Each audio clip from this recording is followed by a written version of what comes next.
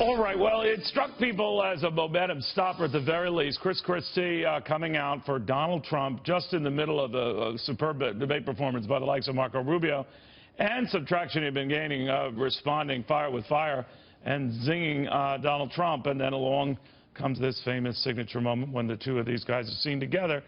My next guest might be scratching his head, but New Jersey State Senator Michael Doherty says he still likes the idea of Trump. He wasn't a big fan of Chris Christie, but it is what it is, isn't it, Senator? What do you make of it? Well, as you know, I endorsed Donald Trump last October. I was the first elected official in New Jersey, and I caught a little bit of heat, but I'm glad Governor Christie has now seen the light. I think he recognizes a winner. And Donald Trump, great poll results. The CNN poll that came out today, 49% nationwide. And we've even seen polls in New York State where Donald Trump puts New York State in play against Hillary Clinton. Do you think Chris Christie has helped him? This survey covers that Christie announcement period. Well, Governor Christie certainly has been part of the establishment nationwide. He was the head of the Governors Association. Right. He has all of these relationships that he's built up nationwide. I think he adds more credibility to the Trump campaign, as if he needed any.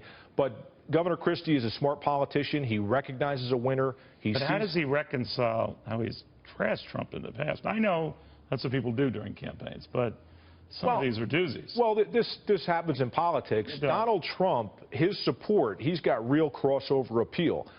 Democrats, independents, he's bringing people into the party. And Governor Christie, he likes a winner, and that's why he's going with Donald Trump.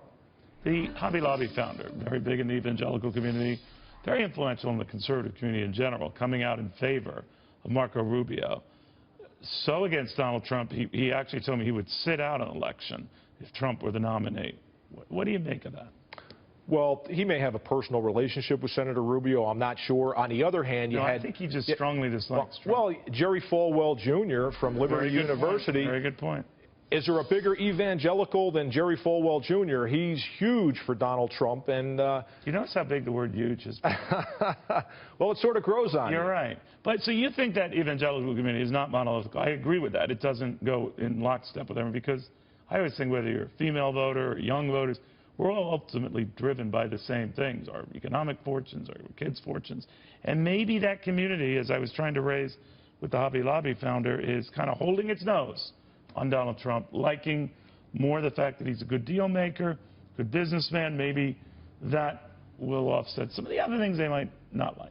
Well, I think the evangelical community is gravitating to Donald Trump because of what he says about the economy, some of these international trade agreements. The American people were promised we were going to have a great economy, higher wage jobs, and now we have 2 decades of experience. How's it working out? We see Carrier air conditioner moving down to Mexico, and the current crew that runs our country, there's no consequences. Donald Trump says, hey, look, this is bad for the American working people, and if it doesn't stop, there are going to be some consequences. Well, I heard his argument on that he would force them to pay the tax on goods coming back here. Why doesn't he just make it easy on them, lower all their tax rates, so companies aren't compelled to do what Carrier did and what so many others are doing, going to Ireland and the like? Well, I think Mr. Trump has stated that. He says, look, we have the highest corporate tax rate in the world. We're going to get these folks in the room. I am sure Donald Trump, as president, would try to get the corporate tax rate. Why do so many business guys fear him? They think that he would be, a guy dropping an anvil on their head for just because they're getting strangled here in America with high taxes, so they leave. Well, a lot of these corporations like the cheap foreign labor coming in.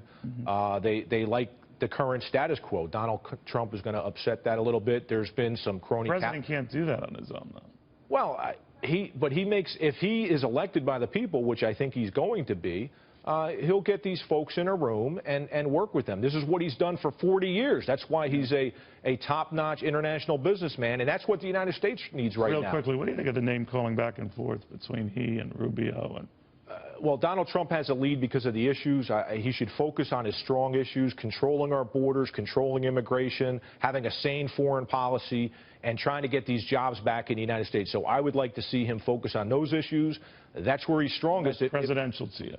Well, absolutely. And if you look, he had a 2-on-1 in that most recent debate. These debates are a little crazy where you got 2 guys bringing in all these personal attacks.